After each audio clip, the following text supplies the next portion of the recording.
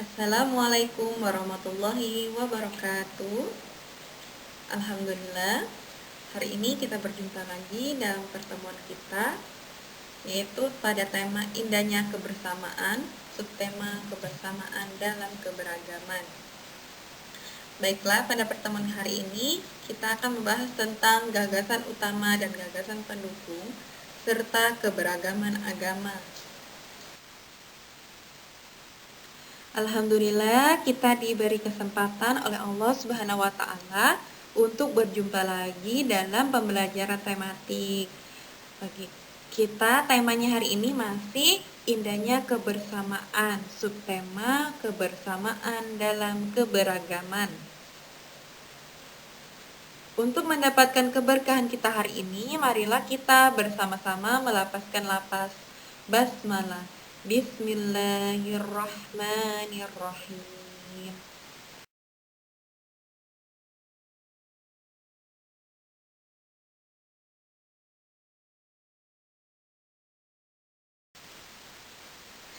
Adapun tujuan pembelajaran kita hari ini yang pertama adalah mengidentifikasi gagasan pokok dan gagasan pendukung dalam sebuah paragraf. Yang kedua, menjelaskan pengamalan sikap toleransi dan kerjasama antar teman berbeda agama sebagai identitas bangsa Indonesia.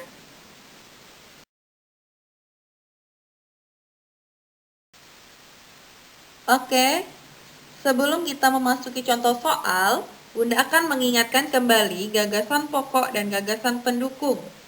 Gagasan pokok adalah gagasan atau ide yang menjadi pokok pikiran utama dalam sebuah paragraf. Jadi, gagasan pokok di sini adalah inti bahasan dalam sebuah paragraf. Sedangkan gagasan pendukung yaitu uraian atau tambahan informasi dari gagasan utama atau gagasan pokok, yang merupakan penjelasan dari kalimat awal tadi atau kalimat pada gagasan pokoknya.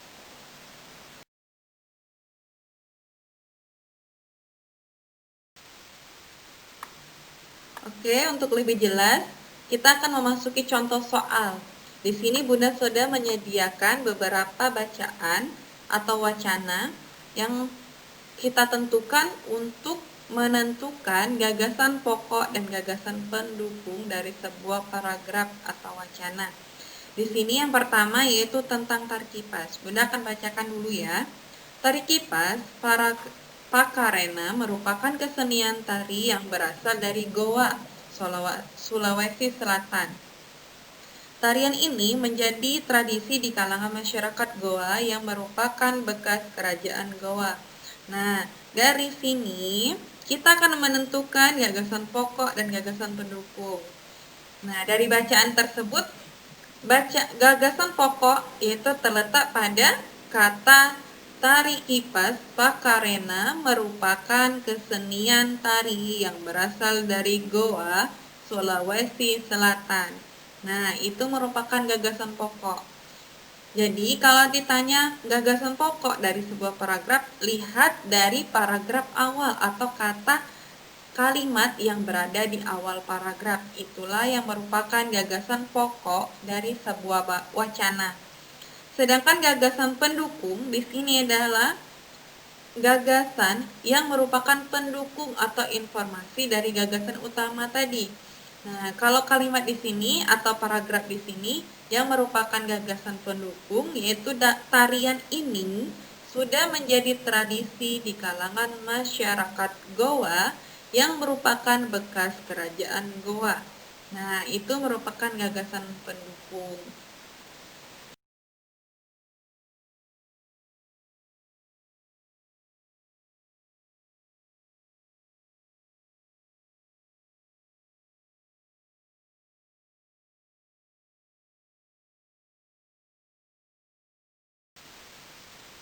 Oke, untuk contoh yang kedua, Bunda akan jelaskan lagi. Kita akan menentukan gagasan pokok dan gagasan pendukung. Di sini ada wacana tentang kebutuhan manusia terhadap energi semakin meningkat. Makin berkembang teknologi manusia, semakin besar pula kebutuhan energinya. Sebagian besar kebutuhan energi tersebut dapat dipengaruhi oleh minyak bumi. Di dunia ini, tidak semua negara mampu menghasilkan minyak bumi.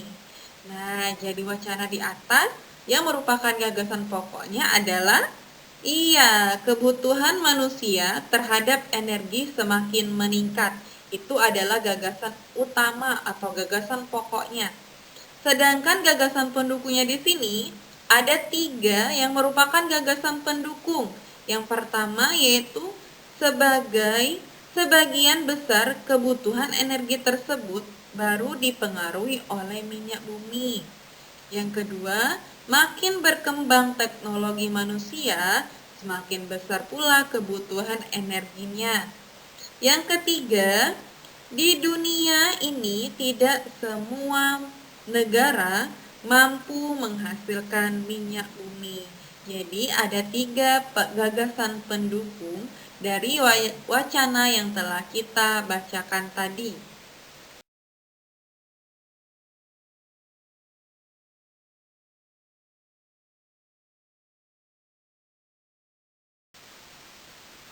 Oke, untuk contoh yang ketiga, silakan anak-anak Bunda siapkan buku tulisnya. Silakan ditulis di buku tulisnya mengenai gagasan pokok dan gagasan pendukung dari bacaan yang telah Bunda sediakan, yaitu bacaannya budaya Bali terletak karena bunyi musiknya yang berbeda. Rombongan dari Bali menyembunyikan alat musik daerahnya, cengceng namanya. Alat ini berbentuk 2 keping simbal yang terbuat dari logam. Nyaring bunyinya ketika kedua keping ini dipadukan. Jadi tugas anak Bunda di sini adalah silakan tuliskan gagasan pokok dan gagasan pendukung dari wacana yang telah Bunda sajikan. Silakan ditulis di buku tulisnya.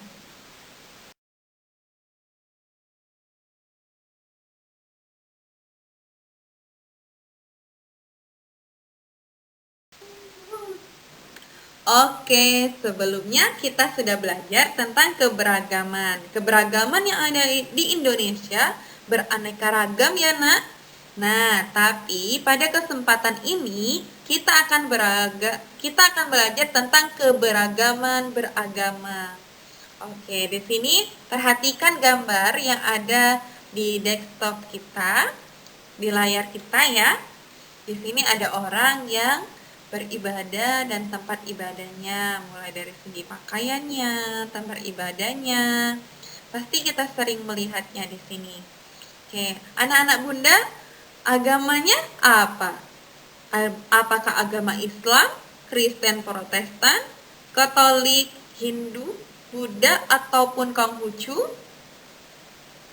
Oke, anak-anak Bunda semuanya orang-orang Islam ya? Iya.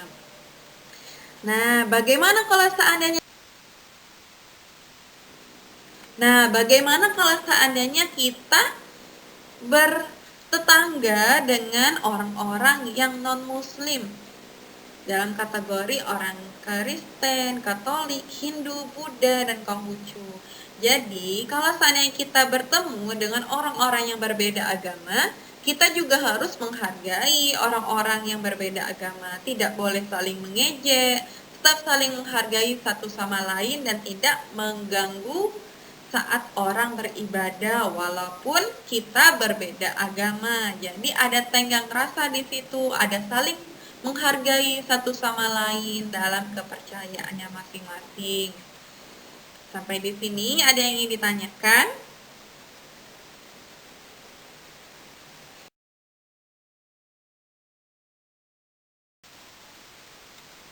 Jadi, kesimpulannya hari ini yang kita pelajari bahwa Indonesia terdiri atas berbagai macam suku bangsa dengan agama yang berbeda, namun tetap dalam wadah NKRI, Negara Kesatuan Republik Indonesia. Perbedaan agama bukan menjadi penghalang untuk tetap menjunjung tinggi persatuan dan kesatuan.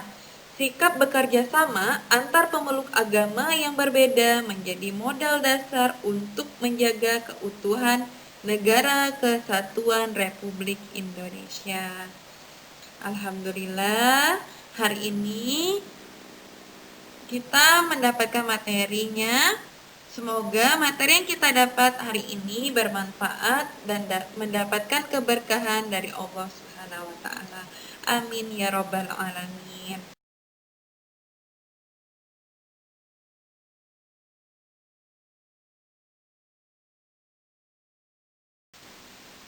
Terima kasih atas perhatiannya. Jazakumullah khair atas perhatiannya. Semoga kita semua selalu dipermudah dalam menuntut ilmu ya nak ya. Tetap semangat. Wabillahi taufik wal hidayah. Wassalamualaikum warahmatullahi wabarakatuh.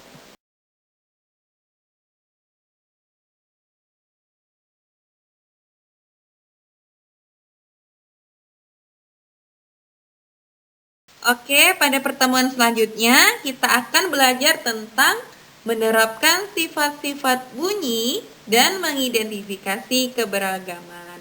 Semoga Allah Subhanahu wa taala selalu memudahkan kita dalam menuntut ilmu ya nak ya. Sampai jumpa pada pertemuan selanjutnya.